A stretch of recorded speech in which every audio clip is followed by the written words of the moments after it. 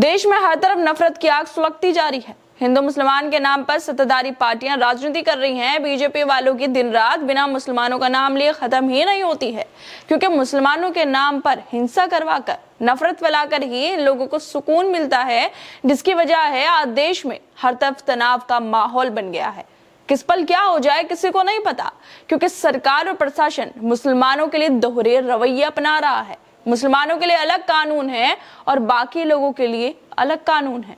देश में संविधान है, सुप्रीम कोर्ट है, लेकिन इसके बावजूद भी मुसलमानों के लिए न्याय हो पाना, मुसलमानों को न्याय मिल पाना इस देश में मुश्किल होता जा रहा है, क्योंकि सत्ताधारी पार्टी ने अपनी सत्ता के लिए लोगों को आपस में लड़वा दिया है। लोगों के बीच नफरत बढ़ती जा रही है और इस नफरत को बढ़ाने में बीजेपी के बाद सबसे बड़ा हाथ है गोदी मीडिया का, जिसने अपना दीन धर्म सब खो दिया है सत्ता की चाटुकारिता करने के लिए। लेकिन इन गोदी मीडिया के पत्रकारों में कुछ पत्रकार अब भी ऐसे हैं जो लगातार बीजेपी से सवाल पूछ रहे हैं। उत्तर प्रदेश के अंदर जो मुसलमानों के खिलाफ नफरत फैलाई जा रही है, मुसलमानों को नमाज पढ़ने से रोका जा रहा है। ईद की नमाज पर पाबंदियां लगाई हुई हैं। अगर कोई मुसलमान अपने घर में रहता है तो उसे इतना भी हक नहीं है कि वो अपने ही घर में नमाज पढ़ ले। लोगों को उनके ही घरों में नमाज पढ़ने से रोका जा रहा है। वो अपने घर की छतों पर नमाज नहीं पढ़ सकते, क्योंकि संभल में, उत्तर प्रदेश के अलग अलग इलाकों में जब पुलिस प्रशासन होली के लिए कांवड़ यात्रा के लिए तगड़े इंतजाम करता है, जब सड़कों को घंटों तक बंद किया जाता है कांवड़ यात्रा के लिए, जागरण के लिए, जो पुलिस वाले उस वक्त हाथ बांधे खड़े रहते हैं, लेकिन अब इसी प्रशासन को नमाज पढ़ने से मुसलमानों से दिक्कत हो रही है। और यही सवाल अब एबीपी न्यूज की जानी मानी एंकर प्रतिमा मिश्रा सरकार से, प्रशासन से पूछ रही हैं। प्रतिमा मिश्रा लगातार सरकार से सवाल पूछ रही हैं और पूछ रही हैं कि जिन लोगों को जागरण से, कांवड़ यात्रा से दिक्कत नहीं होती है, उन्हें नमाज से क्यों दिक्कत हो रही है।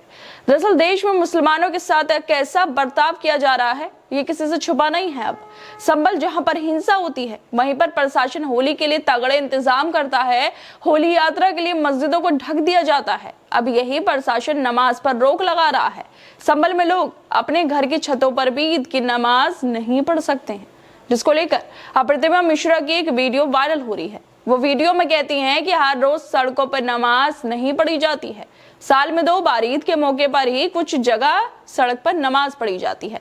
फिर इतनी दिक्कत क्यों? आमतौर पर दोपहर की नमाज पढ़ने में करीब 15 से 20 मिनट लगते हैं, लेकिन कांवड़ यात्रा के समय कई दिन तक रास्ता ब्लॉक कर दिया जाता है। वीवीआईपी रूट के लिए भी 30 से 40 मिनट तक रास्ता ब्लॉक रहता है। सड़क पर जागरण होता है तो 4 से 5 घंटे लगते हैं, जिसकी वजह से कई बार रास्ता बंद हो जाता है।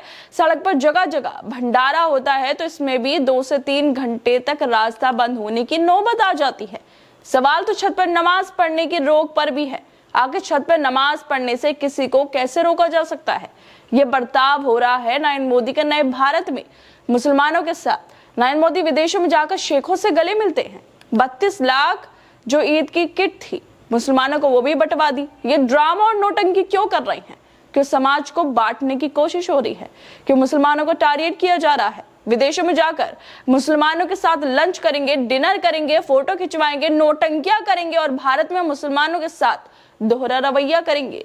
मुसलमानों की ईद की नमाज पढ़ने पर पाबंदियां लगाई जाएंगी, लेकिन जैसे ही ये बीजेपी वाले विदेशों में जाकर मुसलमानों से मिलते हैं, इनकी नफरत की डेफिनेशन बदल जाती है।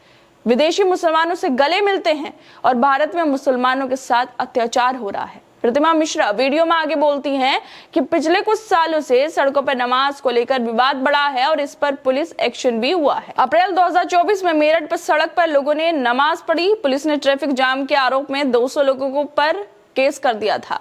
अप्रैल 2023 में कानपुर में सड़क पर बिना अनुमति के नमाज पढ़ने पर 2000 से ज्यादा लोगों पर 3 एफआईआर दर्ज की गई थी। नवंबर 2022 में गाजियाबाद पुलिस ने इमाम के खिलाफ एफआईआर दर्ज की थी। ईद हो, नमाज हो या नवरात्र हो, देश में हर तरफ सिर्फ धार्मिक विवाद का ही शोर है। हर जगह पर, हर इलाके में विवाद करवाया जा रहा है, क्योंकि लोगों को आपस में लड़वाकर देश का माहौल खराब करके किसी को राजनीतिक फायदा होता है। किसी पार्टी के नेता को अपने प्रोपेगेंडा वाली राजनीति को आगे बढ़ाने का मौका मिल जाता है। इसी वजह से संभल हो या उत्तर प्रदेश के बाकी इलाके, वहां पर मुसलमानों की ईद की नमाज पढ़ने पर भी रोक लगाई जा रही है, ताकि नफरत फैलाकर राजनीतिक फायदा उठाया जा सके। है दोस्तों, आप लोगों को क्या लगता है, जिस तरह से एक तरफ फूल बरसाए जाते हैं कांवड़ यात्रा पर, कांवड़ियों पर जागरण होता है तो घंटों तक सड़कें बंद रहती हैं, लेकिन दूसरी तरफ 15-20 मिनट के लिए अगर ईद की नमाज के लिए लोग सड़कों पर आ जाते हैं जगह की वजह से, तो सबको दिक्कत होती है। और दिक्कत अगर सड़क पर नमाज पढ़ने की है, चलो मान लिया जाए, लेकिन दूसरी तरफ जो लोग अपने घरों में रह रहे हैं उन्हें यह भी अधिकार नहीं है कि वो अपने घरों की छतों पर नमाज पढ़ लें। आखिर क्यों ये दोहरा रवैया है? क्यों इस तरह का बर्ताव पुलिस प्रशासन कर रहा है? क्यों पुलिस प्रशासन ने एक नई मिसाल कायम नहीं की भाईचारे की? क्यों इस तरह के रवैये अपनाए जा रहे हैं मुसलमानों के लिए इस देश में? आखिरकार ऐसा क्यों किया जा रहा है? इसके पीछे क्या मंशा हो सकती है? किसके कहने पर ये सब किया जा रहा है?